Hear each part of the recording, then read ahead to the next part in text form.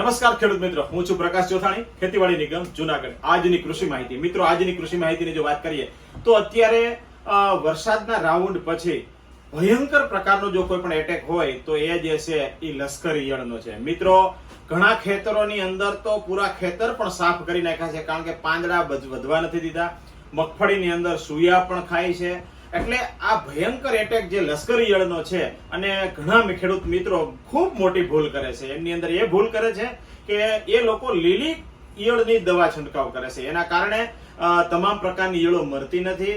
તો આજના વિડીયોની અંદર આપણે એમની અંદર શું સારવાર કરવી જોઈએ અને કઈ પ્રકારની દવા છાંટવાથી એમનું સચોટ નિયંત્રણ મળે એમના માટેની વાત કરીએ તો મિત્રો, અત્યારે સોયાબીન અને મગફળી ખાસ બે પાકની અંદર લશ્કરી ઈયળનો એટેક ખૂબ જ છે. અને લશ્કરી ઈયળ માટે માર્કેટની અંદર ઘણી દવાઓ મળે છે, પરંતુ સૌથી સારી અને શ્રેષ્ઠ જો કોઈ પરિણામ હોય તો લીલી, ગુલાબી અને લશ્કરી ઈયળના નિયંત્રણ માટે બે ટેકનિકલ જે સાથે આવે છે, નુવાલ્યુરોન અને ઇન્ડોક્સાકાર્બ એટલે કે પ્લેથોરા.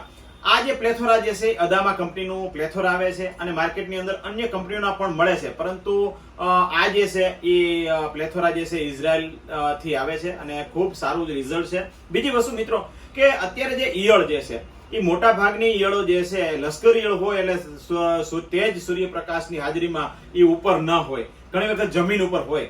તો આ જે દવા તમે પ્લેથોરા આપતા હોય તો એ જે છે 35 ml પ્રતિ પંપ થી તમારે આપવાનું છે. અને એમની સાથે કોઈ પણ પ્રકારની ગેસ થાય એવી દવા તમારે સાથે રાખવી જ પડશે, કારણ કે જે નીચે જમીનની અંદર પડેલી ઈયળો જે છે એ મગફળીના ગ્રોથ ને વિકાસના કારણે ત્યાં સુધી આપણે દવા નથી પહોંચાડી શકતા. તો એ ગેસ થી પણ મરવી જોઈએ. તો એમના માટે ક્લોરો અને સાયપરનું કોમ્બિનેશન જે આવે છે એ પણ જો તમે 40 થી 50 ml પ્રતિ પંપથી પ્લેથોરાની સાથે જો છંટકાવ કરશો તો એનું ખૂબ જ સારું પરિણામ મળશે. મિત્રો, કારણ કે આજે વિડીયો બનાવવાનું કારણ એ જ હતું કે અત્યારે માર્કેટની અંદર ઘણી દવાઓ અને ખેડૂત મિત્રોને પોતાને ખ્યાલ પણ નથી હોતો કે આ શેનાથી મરશે.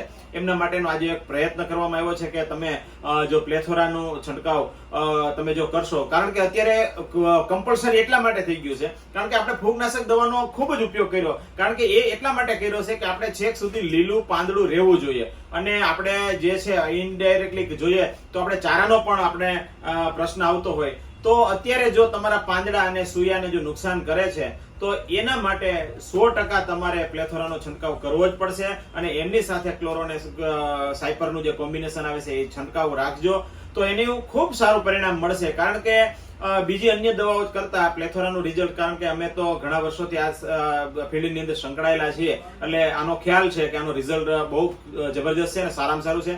મિત્રો, આવી જ રીતે ખેડૂતોને જ્યારે પણ નાના મોટા પ્રશ્નો બનતા હોય ત્યારે અમે એક વિડીયોના માધ્યમથી તમારા સુધી પહોંચવાનો પ્રયત્ન કરતા હોઈએ છીએ.